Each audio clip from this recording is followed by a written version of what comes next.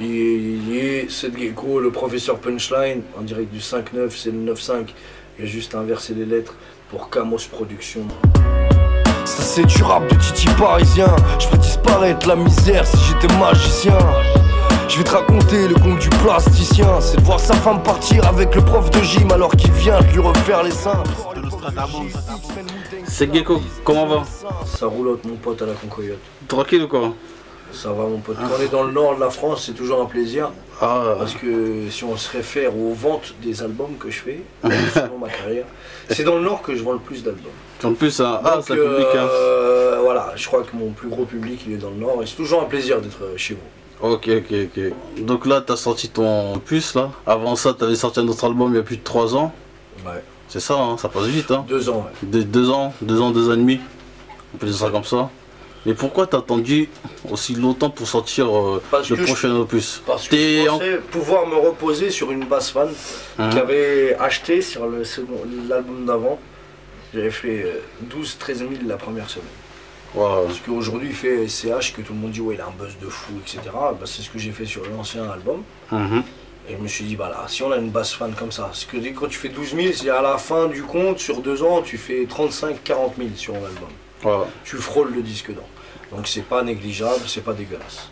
Donc je me suis dit, voilà, avec une basse fan comme ça, je peux me permettre de prendre une année sabbatique pour écrire un nouvel album. Parce que j'estime écrire des choses cohérentes, drôles, sarcastiques, essayer de faire quelque chose d'original. Et aussi j'ai ouvert un business en Thaïlande où j'avais de la proximité avec les gens. Donc a contrario avec les autres artistes qui font des fois des black radio, à l'époque ça se passait comme ça, quand tu étais un artiste tu faisais la tournée de France, on faisait des petits concerts dans les MJC, tu allais faire les black radio, etc. Moi je me suis dit je vais me poster dans mon petit rad en Thaïlande, tous les Français viennent me voir, je suis à un point de chute, un point culminant. Ça va me permettre de maintenir cette année un peu ballante, tu vois ce que je veux dire. Et je me suis reposé sur mes lauriers frère. Et voilà, je tiens à dire à tous les jeunes rappeurs qui écoutent cette interview qu'il ne faut pas se reposer sur ses lauriers. Je me suis senti parvenu. C'est ce que je reproche moi à tous les artistes, d'être parvenu. Et je l'ai fait. Parce qu'à cette heure-ci, il y a beaucoup d'artistes qui ont poussé, qui ont émergé, tout ça. C'est même pas ça, c'est qu'on est dans une ère où les gens ils consomment vite. Ils mangent, c'est comme ces générations fast-food. Ils réalisent pas ce qu'ils mangent, ils consomment, ils chient, ils consomment, ils chient, ils consomment, ils chient. C'est-à-dire qu'aujourd'hui, la durée de vie de ton album, elle est de 3 mois. À l'époque, tu prenais un album de rap avec des punchlines qui sont durs à décrypter, etc. Pendant 5 ans, tu pouvais te rassasier de cet album-là. 5 ans, tu pouvais l'écouter. Tu me suis? C'est-à-dire que tu l'as écouté la première année, t'aimes bien. L'année d'après, il y a des morceaux que t'avais pas aimés, tu deviens les aimer. L'année d'après, tu te dis putain, le bâtard, il avait parlé de cette série. Il avait dit ça, oh le bâtard, ça dit ça, c'est ça les références, etc. Donc, ton album, il avait une durée de vie. Aujourd'hui, les gens sont contre-branle de ce que tu fais. Ils recherchent plus le génie artistique. Ils recherchent de l'excitation, quelque chose qui les ambiance. L'effet de mode. En fait, on est rentré, nous, les artistes, dans le code fashion, tu vois ce que je veux dire? On va écouter du rap, c'est fashion. Donc j'écoute un artiste qui est fashion, dès que c'est plus fashion, je l'écoute plus, j'écoute un autre artiste fashion. On n'est plus dans un schéma de, il y a du rap, il y a des vrais artistes, on les suit et on les suivra jusqu'au bout. Donc là, en faisant 2 ans et demi d'absence, ça a été une petite erreur parce que les gens ont été un petit peu moins au rendez-vous que sur l'album précédent. C'est-à-dire qu'on a fait 8000 la première semaine. C'est quand même pas mal, hein? C'est quand même conséquent. En 2 ans d'absence, ça te plaît pas, hein? Non, je l'ai mal pris, frère. Tu as mal pris, hein? Je suis pas content. Tu es pas content? Je suis pas d'accord avec ça. Malgré... Donc je me suis dit, pendant 2 ans, j'ai fait des photos, j'ai fait le gentil, j'ai amené les gens en disant va là, va ici, je fais des photos, j'ai fait un suivi, tu vois, humain. J'ai fait des photos, je me suis dit, j'ai réussi à trouver un business pour monétiser les photos dans le rap déjà. C'est bien. C'est pas mal. Parce que si chaque rappeur avait vendu un CD à chaque photo, frère, on serait tous disques d'or. Parce que je te cache pas que même, on va dire, la nouvelle génération, quand je leur dis, oui, tu connaissais le Gecko, limite... Ah non, ils connaissent tous, ils se branlent, ils se sont tous branlés. Là, je sais pas ce que tu allais dire, je veux pas le savoir. Il n'y a pas un jeune rappeur qui s'est pas branlé sur ce que nous avons apporté dans le rap français, frère. Néochrome, c'est-à-dire moi, Al Capote, 25G, Salif, etc. Tous les gens qu'on côtoyait. L'école Néochrome, gros, elle a influencé beaucoup de jeunes rappeurs dans le rap. Donc ils font tous. C'est facile de ne pas pouvoir donner des fleurs à cette gecko. Pourquoi? Parce que moi je suis un challenger encore, je suis dans la compétition. J'ai 35 ans, mais tous les petits, je les terrorise, frère. Parce qu'ils prétendent faire des punchlines, je leur botte tous les fesses. Moi, je suis un rescapé du rap, frère. Je suis dans le rap depuis 1999. Je fais de l'argent dans le rap depuis 1999. T'avais pas encore les tatouages. Aujourd'hui, on est en 2016, mon pote. Et aujourd'hui, quand je paiera, je leur amène des swags, de l'image, des punchlines. Et ben, je leur fais tous peur, mon pote. Donc ils ont du mal, les nouveaux, à dire ouais mais lui c'est un mec qu'on écoute depuis longtemps. Ils peuvent pas le dire. Les gens ils sont toujours contents de donner de la force à des gens qui pourront jamais leur faire de l'ombre. Tu vois la facilité ou pas? Sur cet album là j'ai décidé d'inviter Gradure, Niska, Sadek, Joke. Non, la Crime encore c'est un mec de ma génération. On s'est côtoyés nous dans la vie, en dehors du rap, on faisait des affaires dans la rue. Ça n'a rien à voir. Aujourd'hui la Crime il n'a pas non plus 20 ans, 22, 23 ans.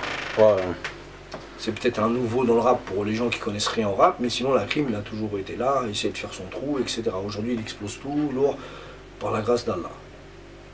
Mais sinon, les petits jeunes d'aujourd'hui sont des fans, faut le savoir ça. Ils ont du mal, non pas de Sad Gecko, de Néochrome, ce qu'on a apporté dans le rap. C'est la rime multisyllabique, les punchlines sales, tout ça, c'est tous des fans, et ils ont du mal à le dire. Moi ça me fait de la neupée, gros, parce qu'aujourd'hui, je rappe, moi j'ai toujours fait de l'argent. Quand j'ai rencontré les mecs dans le rap à l'époque, c'était en 2004-2005, ils se disaient, mais ce gars-là il sort d'où, frère? Il rappe bien, mais il est sapé comme un milord, frère. Il fait de l'argent dans la rue, ce gars-là. C'est-à-dire que si même il rappe pas, il sait faire de l'argent. Moi je respecte les gens qui savent faire de l'argent. Moi tu me donnes 1 million d'euros, j'en fais 10 millions. Il y a des gens, tu leur donnes 1 million d'euros, ils en font 0 euros. Ils le dépensent. Tu vois, il y a pour des gens, l'argent c'est une bénédiction, pour d'autres c'est une malédiction. Il y a des gens qui ne savent pas faire générer le mouvement. Le mouvement. Quand les gens ils font ça, ils font mouver le poignet, c'est le mouvement. C'est la moula, c'est tout ce que tu veux, c'est cuisiner la sauce, etc. Mais ça veut dire le mouvement, frère. C'est avec 1 million, j'en fais 2, j'en fais 3, j'en fais 4, j'en fais 5. Et là voilà, j'en fais 5, 6, 7, 8, 9, 10, 11. T'as compris ou pas? Ouais, franchement. Non, donc franchement, moi je suis là, j'ai fait mon album, aujourd'hui j'essaie de faire du peura pour faire gaulerie mes fans de base. Il y en a qui se sont détachés, pourquoi? Parce que est-ce que tu as encore un but dans le rap, viser encore les disques d'or et tout ça? Non. De l'or, j'en ai de la tête aux pieds, frère. Je m'en fous de leur disque d'or. Et le jour où ils vont me donner un disque d'or, ça c'est un truc plaqué, doré, frère. T'as plus la motivation comme une certaine époque? Non, pour moi, alors je vais te dire un truc, pour moi le disque d'or n'est pas synonyme de qualité.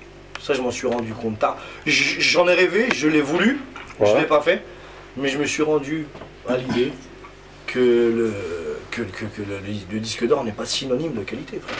Il y a des mecs qui ont le disque d'or, ils sont explosés contre le marbre du bled, frère. Voilà. Donc, pour moi, ça représente rien. Je préfère qu'on dise Sad Gecko, ah ouais, il a vendu 12 000, 14 000 la première semaine. Ah, sur le final, il a 45, 37 000. Hein. Ouais, mais il est trop lourd, le mec, il est trop en main de fou. Ouais, je préfère qu'on dise ça de moi. Moi, je sais gérer mon business, j'ai des affaires à l'étranger, j'ai su investir dans la pierre. Est-ce que la nouvelle génération, on va dire, ils ont mieux compris le business que les anciens? Non, il n'y a plus rien là. Aujourd'hui, tu peux être dans le rap, t'es un nouveau. Moi, c'est ce que je reproche au rap, frère. Ils sont gentils, ils sont beaux, ils sont mignons, ils rappent, ils font danser, ils zungoulou mes couilles. Frère, à un moment donné, poto, vous avez pas de classique. Tu ressortiras du game aussi vite que t'es rentré. Voilà. C'est aussi simple que ça.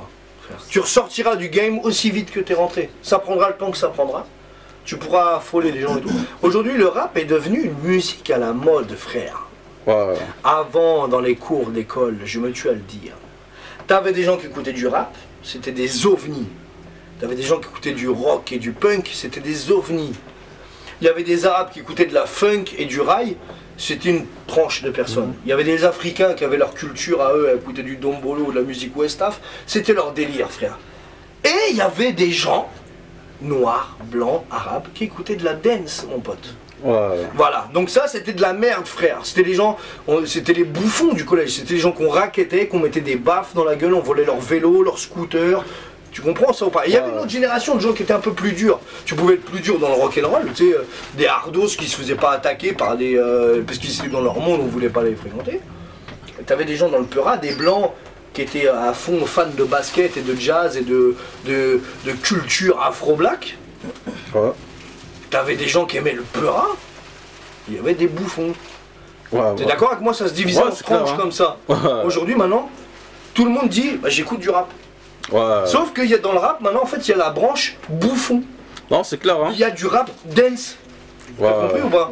Ce qui fait que ça fait du mal au rap, frère. Ça fait plus de cette musique quelque chose d'original, d'authentique, qui est forte, qui fait que tu dis ouais, il y a quelque chose de rebelle qui se passe. Moi, quand j'étais chez moi, frère, est-ce que le rap, j'avais un poste CD. Ça s'adoucit le rap, hein?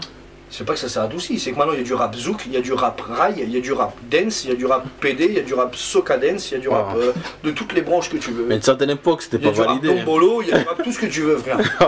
Mais le rap c'est pas ça à la base, gros, même s'il y a de la culture, etc. Le rap c'est Public Enemy.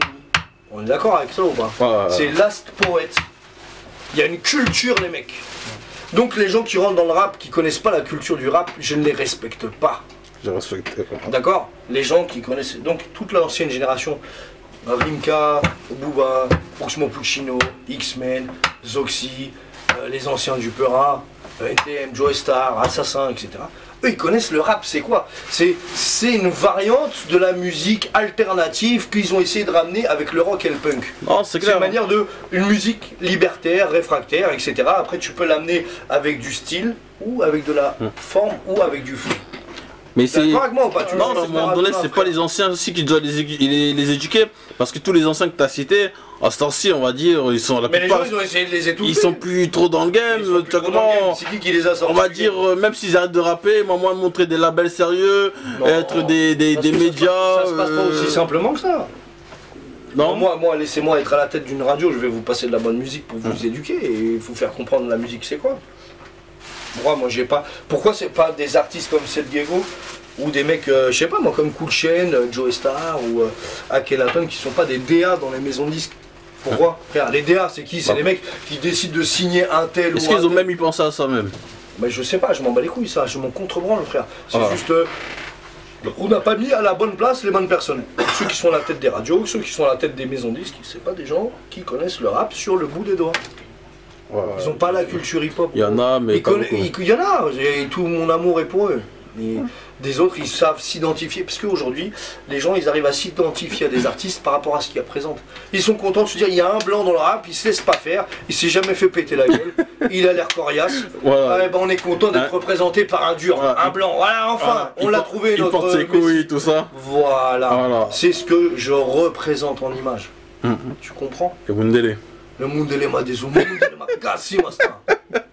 Mon balikito, c'est ça. Mais oui, mais à l'ancienne, tu sortais souvent des punchlines en Lingala et tout comme ça. après j'ai évolué en Yugo, en Lingala, en Jingari, en Mwindu, en tout le monde frère. J'ai donné la sephore à tous les gens qui m'ont entouré.